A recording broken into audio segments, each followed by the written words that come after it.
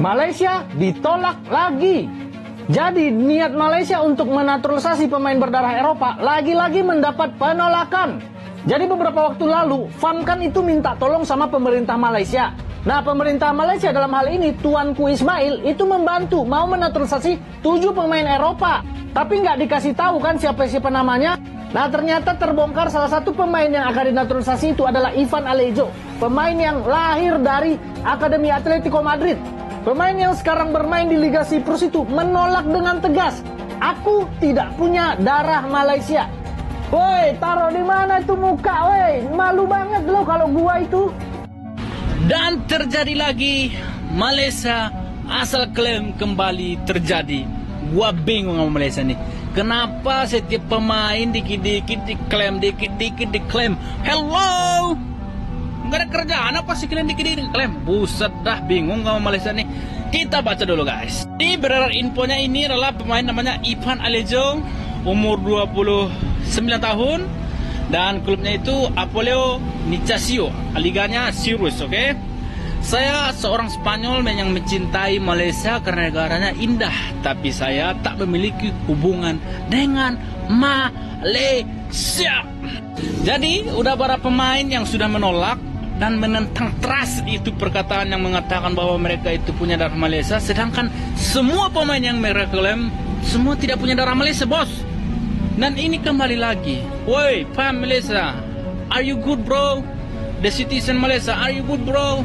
Don't only claim bro. You have to searching what they like, the family. Aduh. Josh Brownhill sendiri keluar cakap dia tak ada darah Malaysia. Ini berita pertama bila saya bangun pagi. Hari ini aku buka telefon terus boom, terus meletup. Oh, hati remuk geng.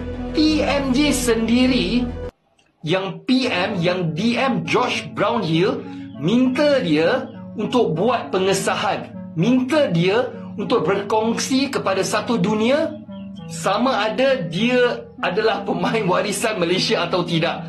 Kerana kalau kamu ada tengoklah, memang banyak orang dah kongsi lah. Dia DM, dia cakap kan, memang TMJ diberi tekanan lah, diminta oleh banyak-banyak fans Harimau Melaya, minta TMJ untuk dapatkan Josh Brownhill secepat mungkin. Kalau kamu ada tengok kan yang game hari tu yang kita seri dengan Singapura ke apa kan, channel-channel seperti Harimau Melaya, pihak media Harimau Melaya tu, mereka ada interview banyak orang penonton kat stadium, semua pun cakap benda yang sama. Kita nak tunggu Josh Brownhill, Josh Brownhill, Josh Brownhill. Dan TMJ mengambil inisiatif. Dia, abang pun rasa dia dah tahulah, dia dah tahu ini tak jadi kan. Kerana kalau tak silap saya, Midin sendiri kan, Midin, dia pun ada cakap yang banyak pemain-pemain warisan yang disebut-sebut sebenarnya bukan warga negara, tak ada darah Malaysia. So sekurang-kurangnya TMJ membuat inisiatif untuk sekurang-kurangnya lah. Kalau ini berpanjangan, kita bermimpi-mimpi, nanti lagi hampa kan. Walaupun sekarang kita hampa, walaupun kita kena kecam, walaupun nampak macam kita malu, jangan risau, tak ada masalah, tak ada silapnya guys. Udah capek-capek ngejejein, udah juga capek-capek nyebarin ke seluruh dunia, tapinya apa? Tapinya malah kagak jadi. Aduh, padahal ya, jujur ku udah bangga guys. Jujur ku udah bangga negara tangga kita, tapi nyatanya apa guys? Nyatanya apa? Tetep aja guys, tetep aja gagal terus. Lagian sih, kalau misalnya keblok pasti tuh jangan dijejein. Kalau belum pasti tuh jangan dijejein, kan jadinya apa? Jadinya gagal kan nih.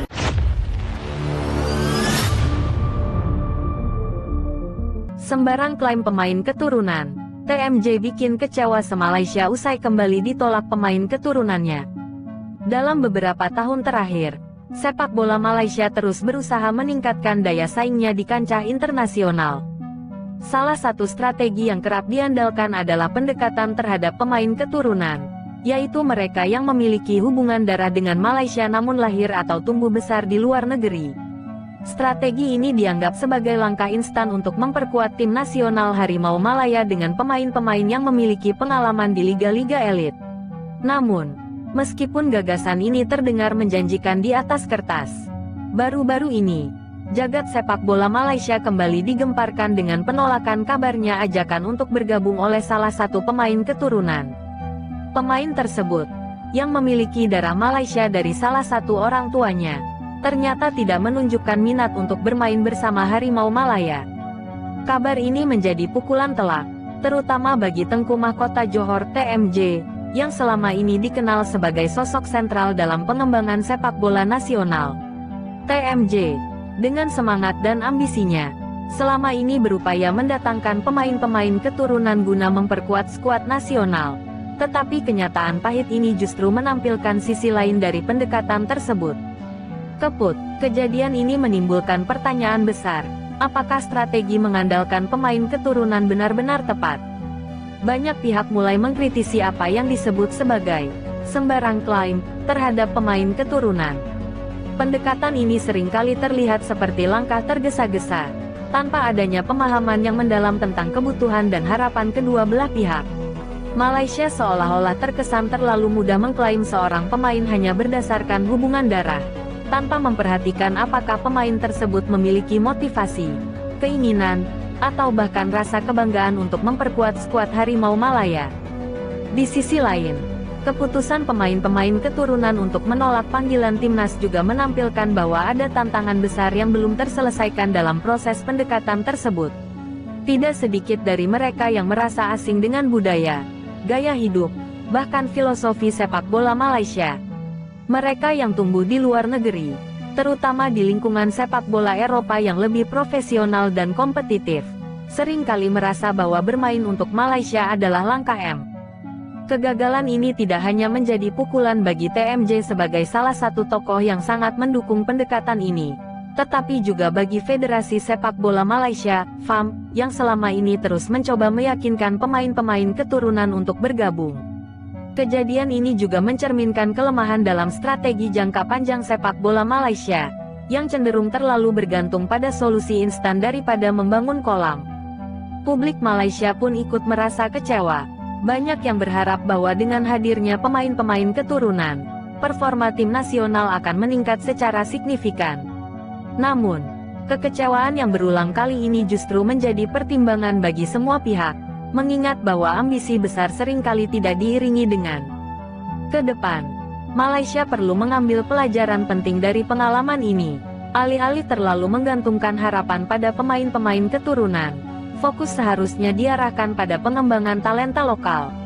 Akademi-akademi sepak bola harus diperkuat, infrastruktur diperbaiki, dan pelatihan-pelatih lokal ditingkatkan untuk menciptakan generasi pemain yang benar-benar berkualitas.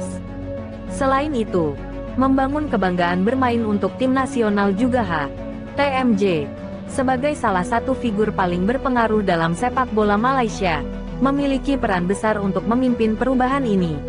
Beliau perlu merefleksikan kegagalan ini dan mengarahkan upaya ke arah yang lebih strategis dan berkelanjutan.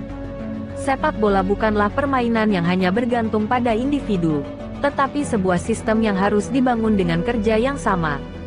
Pada akhirnya, identitas sebuah tim nasional tidak ditentukan oleh siapa yang bermain, melainkan oleh bagaimana semangat kebersamaan, rasa nasionalisme, dan kebanggaan akan bendera dapat ditampilkan di lapangan. Jika Malaysia benar-benar ingin bersaing di level internasional, maka mereka harus berhenti mengandalkan jalan pintas dan mulai membangun pondasi yang kokoh.